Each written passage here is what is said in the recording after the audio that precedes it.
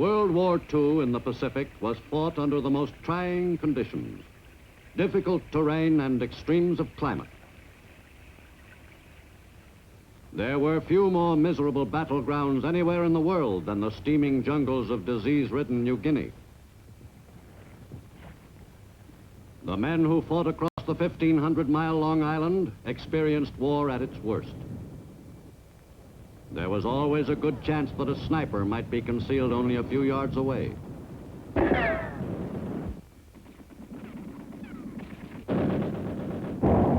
In New Guinea, the Allied fighting man could never be certain that the enemy was in any one place.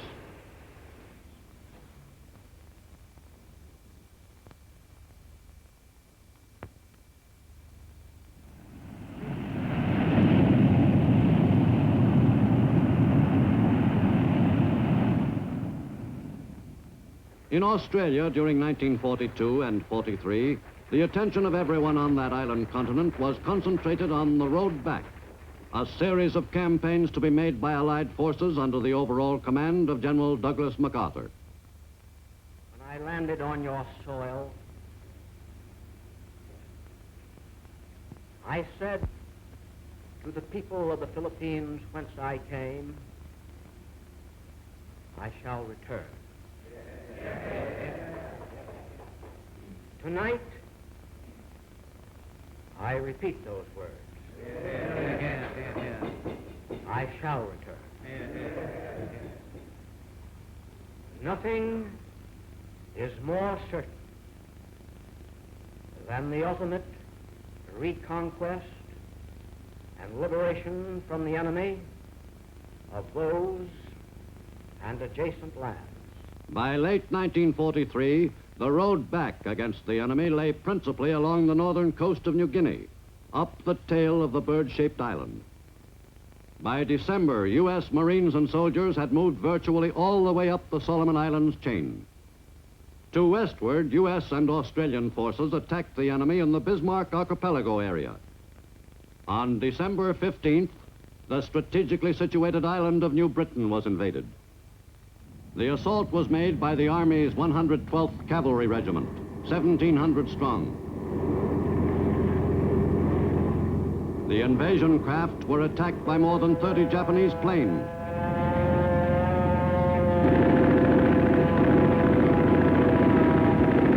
The invasion was carried out successfully, despite intense air activity over the landing beaches.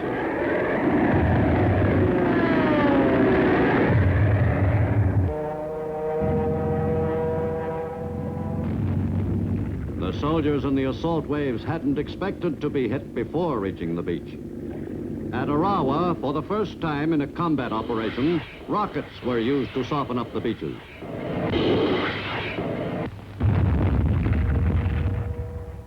The landings were successfully achieved in spite of the heavy enemy air attack.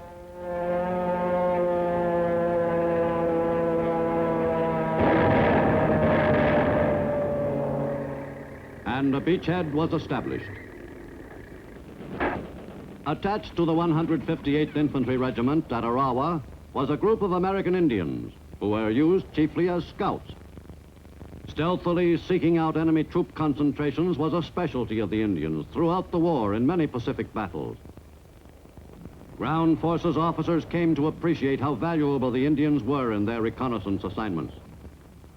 Silent and sure-footed, the Indian scouts went out on mission after mission behind the enemy lines.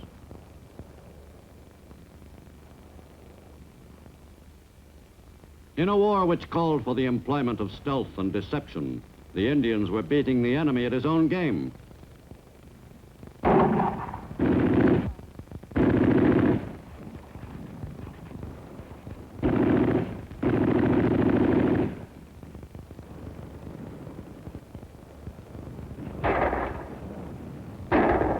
In addition to serving as scouts and snipers, the Indians often functioned as couriers.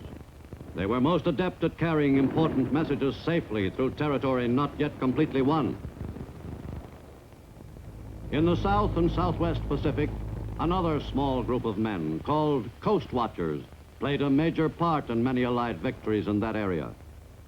Coast watchers were men who were thoroughly familiar with the territory held by the enemy.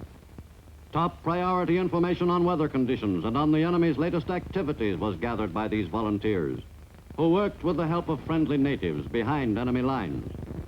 Discovery, of course, would mean instant death. The coast watchers, most of whom were Australian, transmitted this vital information to the Allies by radio. After each transmission, the CW would usually be forced to change its location to circumvent discovery by the enemy. If the message got through successfully to Allied units in the area, an invasion force or air or naval strike group could move in on enemy targets more quickly and also cut down on their own casualties. In late December 1943, after the Arawa diversion, a U.S. invasion was planned at another point on western New Britain, at Cape Gloucester. In a pre-invasion strike, U.S. 5th Air Force planes strafed enemy positions and dropped 400 tons of bombs on the beaches.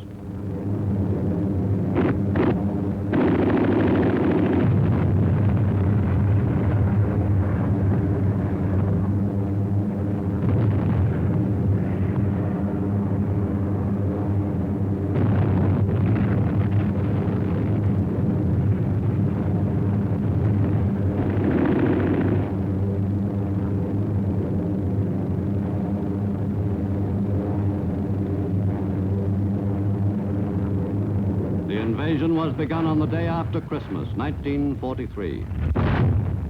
The assault troops were 1st Division Marines. Most of the men in the assault waves were veterans of the long, bloody campaign fought by the 1st Marine Division on Guadalcanal. Commanded by Marine General William Rupertus, the troops went quickly about the business of launching the invasion. The scheduled plan for the assault on Cape Gloucester was executed successfully by the invasion force of Marines. Resistance was not expected to be heavy, but then no one could be entirely certain.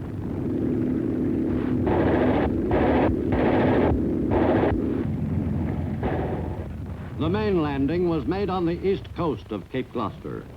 The beaches had been thoroughly softened up by pre-invasion bombardments, and enemy opposition was light, an unusual situation for marine assault waves in the Pacific in 1943. With the beachhead quickly seized, tanks came ashore, and the drive was on for the capture of the all-important airfield. Though the enemy wasn't particularly troublesome for the first few days, the great morass of mud slowed the Marine advance down. But the riflemen, working closely with the tanks, kept pushing inland without pause. The Marine tank crews handled their vehicles adroitly in the matted jungle, drawing praise from the Army. Every effective weapon was used against the dug-in enemy.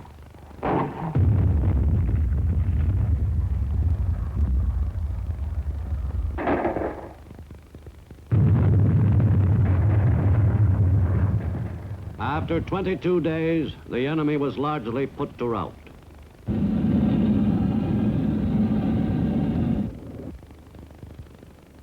The Marines carved up the disorganized clusters of enemy troops who hadn't fled toward Rabaul.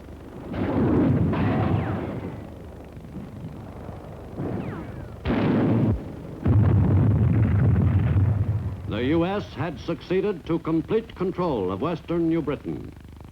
The enemy was fast losing his South Seas empire. The attack on Rabaul on the far eastern tip of New Britain was stepped up in early 1944. Thousands of tons of bombs were dropped on the enemy's one-time stronghold. In a 6-month campaign, U.S. planes knocked out Japan's most powerful base in the Southwest Pacific. Rabaul was rendered completely useless to the enemy. For the ground forces, there was one more important area in the Bismarck archipelago, the Admiralty Islands.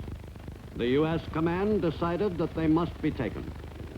Before the actual invasion of the islands, a reconnaissance party went ashore on Los Negros to determine the enemy's strength.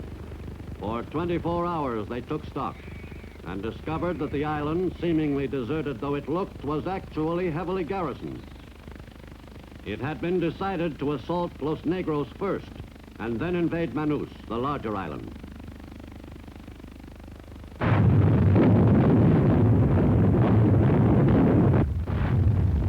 The GIs, who were experiencing their baptism of fire, headed toward shore on the morning of February 29, 1944.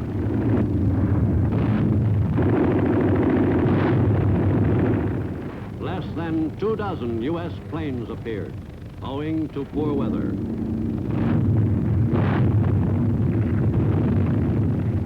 The assault soldiers were expecting heavy resistance on the beaches. A good percentage of the GIs landed successfully, but once ashore, they found themselves in a furious battle against a determined enemy.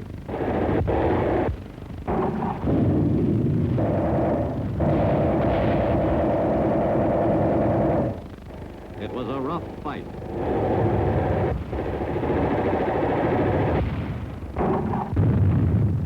In the campaign on the Admiralties, U.S. ground forces suffered some 1,200 casualties.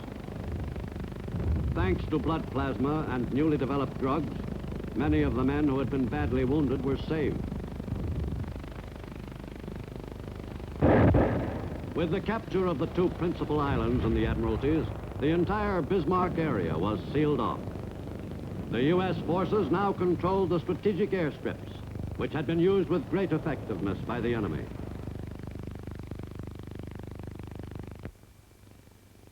The quickening offensive in New Guinea required the use of all available Army divisions. General Frederick Irving sped the 24th on its way into combat. You're about to embark on your great adventure, probably the greatest adventure that has occurred to you during your lifetime. It is the operation we've been looking forward to for a long time. We're all ready. Now, the few miscellaneous things that I want to mention tonight. First is, I want to prepare you mentally for the confusion of combat. If you keep quiet, the Jap does not know anything about you, but as soon as you fire your rifle, it's the same as saying, "Here I am." At the same time, you have little chance of hitting anybody in the dark. You have a big chance of hitting your own men. So keep that in mind. Firing at night, spasmodically and so forth, is a mark of ill-disciplined and untrained troops. I don't expect any of that in this division. In conclusion, I want to wish you the best of luck in this operation. These organizations have a grand reputation. I know that when the story of this war is written, you'll have more than your share of decorations and honors, and that there'll be no units, no combat team that will acquit themselves any better than will this combat team here.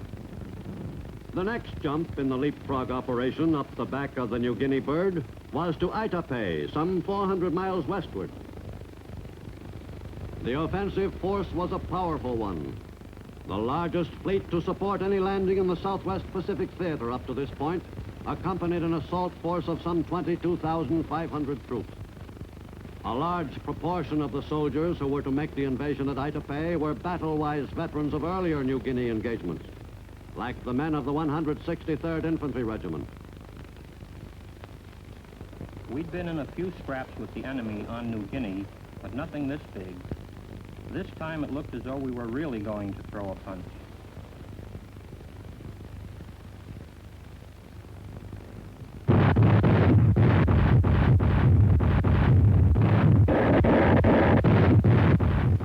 It was quite a show.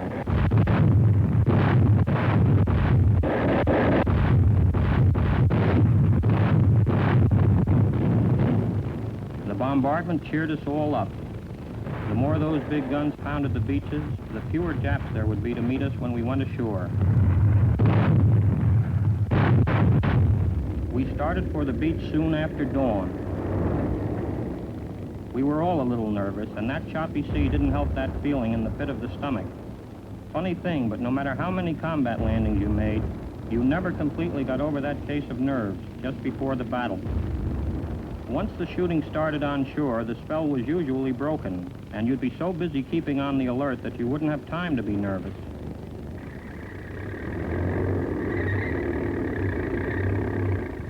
The initial resistance to the landing at Itapé was relatively light.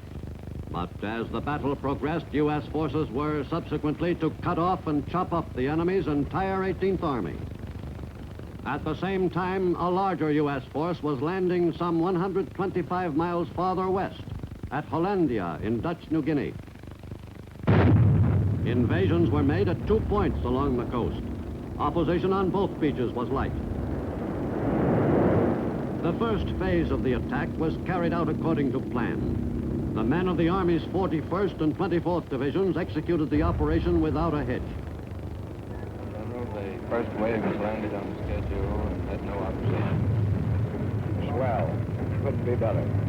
Thanks. The plan called for the troops to drive quickly inland toward the 3 airfields, which were the principal objectives. In the ooze of the northern New Guinea coastal area, the troops were faced with a serious transportation problem. Now and then, the GIs encountered the enemy. But they offered no serious problem.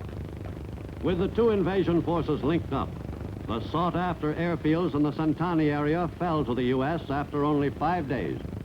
But it soon became apparent that because of the swampy terrain, the strips could not be built into major bases.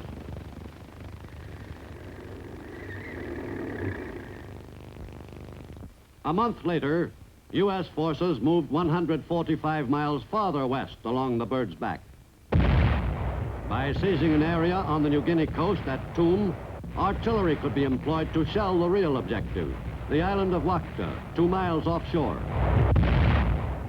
From the beachhead near Toom, assault troops launched the shore-to-shore invasion of Wakta Island. Spearhead of that assault was the 163rd Infantry Regiment, the same men who had landed at Itapé 3 weeks earlier.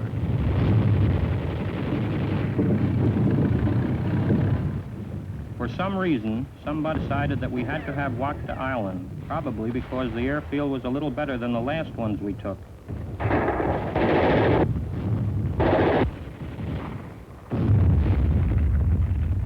It was a short but tough battle. The enemy troops on Wakta were well dug in, and we had to use our most efficient weapons for getting at them and knocking them out of the battle. We killed almost 800 in the 2-day fight on Wakta. 8 days later, U.S. soldiers made still another landing at Biak, 180 miles westward in Gilvink Bay. Just before the landing, the rocket ships went to work. Rockets were proving more effective than naval gunfire in last-minute bombardments of the invasion beaches.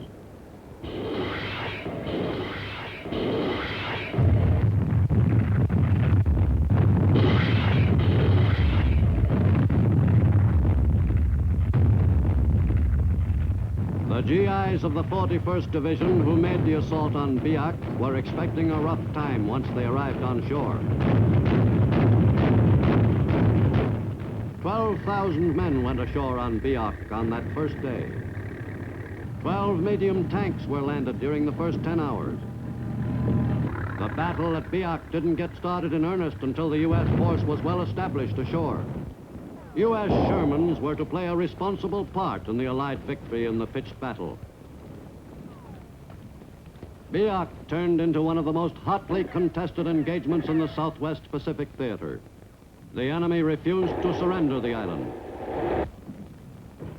2.5 weeks after the battle on Biak began, General Robert L. Eichelberger was placed in command of the ground forces, with orders to bring the bloody fight to a successful conclusion. For the second time in New Guinea, General Eichelberger cleaned up a messy operation.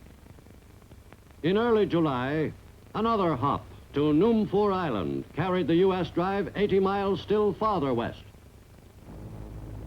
The small island in Gilvink Bay was invaded by some 7,000 GIs of the 158th Regimental Combat Team. The assault force expected to encounter heavy opposition on the only beach where a landing was feasible. But the initial beachhead was established quickly and with comparative ease.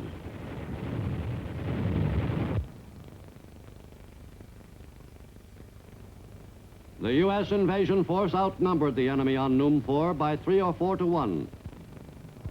Once more, the GIs were prepared for a grueling campaign. But the U.S. command had overestimated the enemy's strength on the island. Against light resistance, the GIs moved quickly across the island. But the command still expected trouble and called for reinforcements to be dropped by parachute over the recently seized airfield.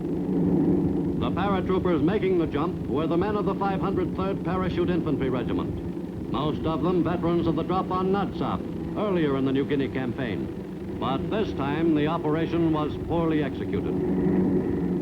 The troopers had been scheduled to drop a distance of at least 400 feet, but some were disgorged from the planes at heights as low as 175 feet.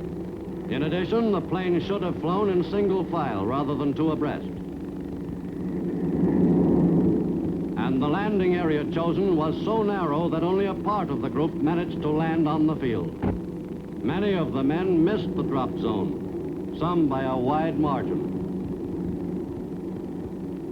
Of the 739 men who made the initial jump at Noom 4, almost 10% were casualties, and not related in any way to enemy action.